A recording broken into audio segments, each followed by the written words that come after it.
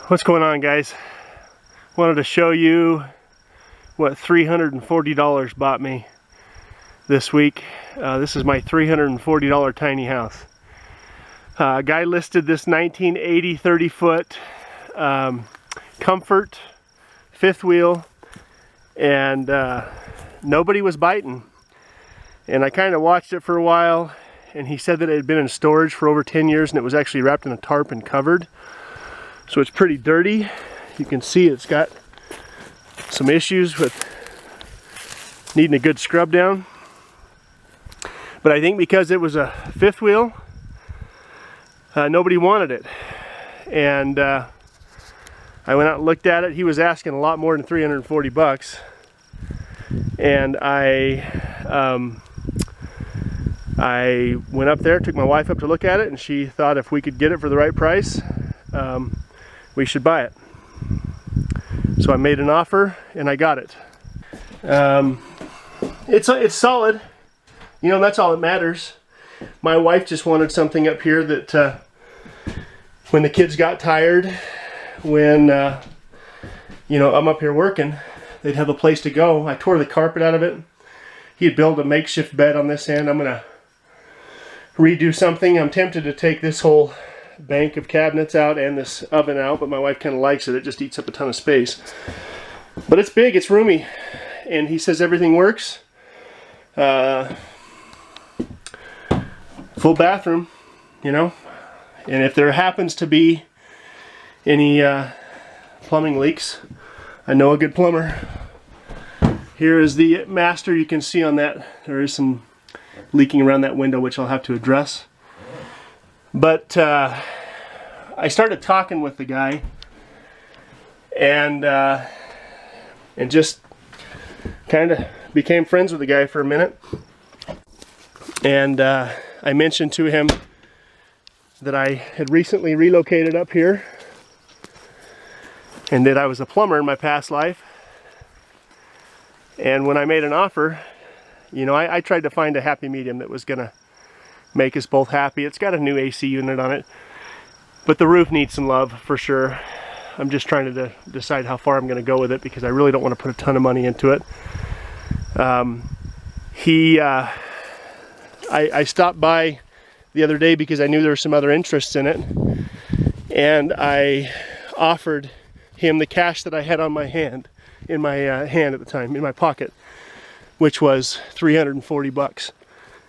And he said, I'll tell you what, you replace my hose bib on my house and you can have it for 340 bucks. And so we shook on it. I'm gonna go out there tomorrow morning and replace this hose bib. So I need to get it leveled up here.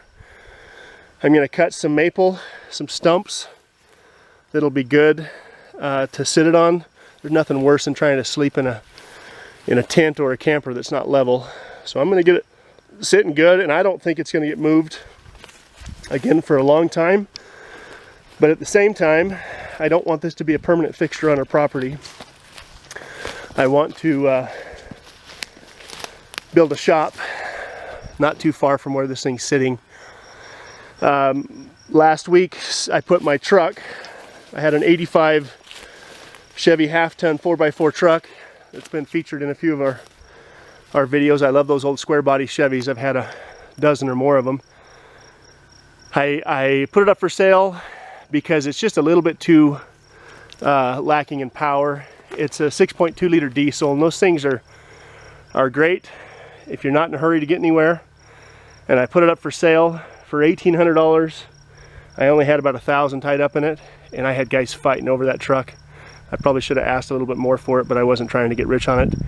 I found this truck, 150,000 miles, F250. I wish it was a diesel, but it's not. And the price was right on this truck, so I went and bought this truck. I picked up a B&W fifth wheel hitch for $25.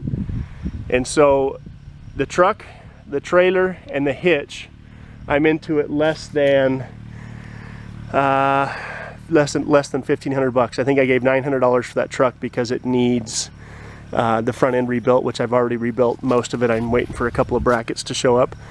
But you know, like I said, I'm not a fan of the tiny houses.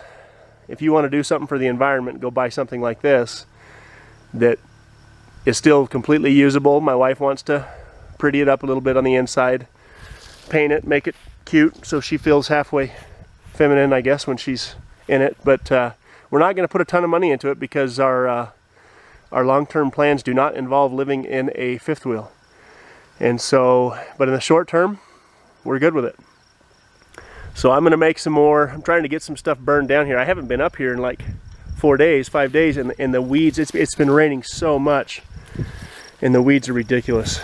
I need to get some animals up here to start eating on this, but I need to finish some burning and some digging up some stumps. I just tried for fun. I just hooked my truck up to one of these little stumps. You can see the stump right there. And I got a running start and with a chain and a jerk strap, and that thing did not even move. It's kind of funny. So I gotta get a hold of my neighbor that's got the backhoe. He's made it available to me. I just need to go get it from him. But anyway, this is a step in the right direction.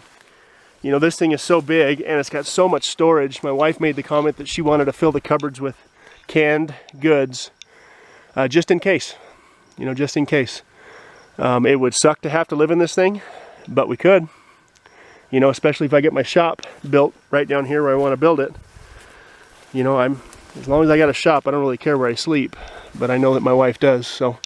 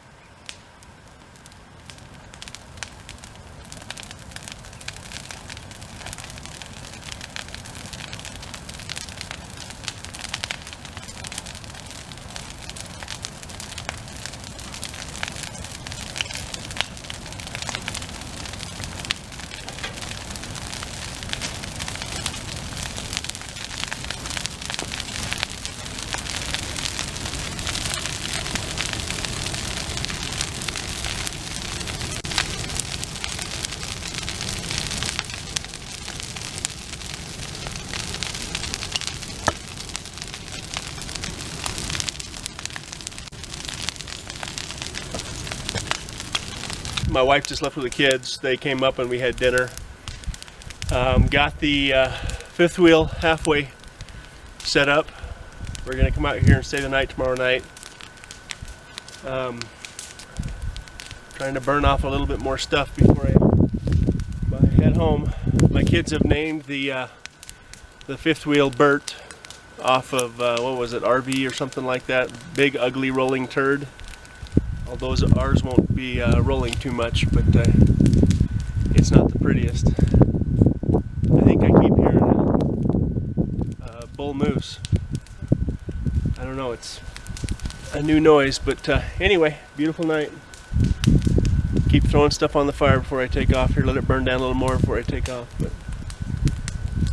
thanks, guys.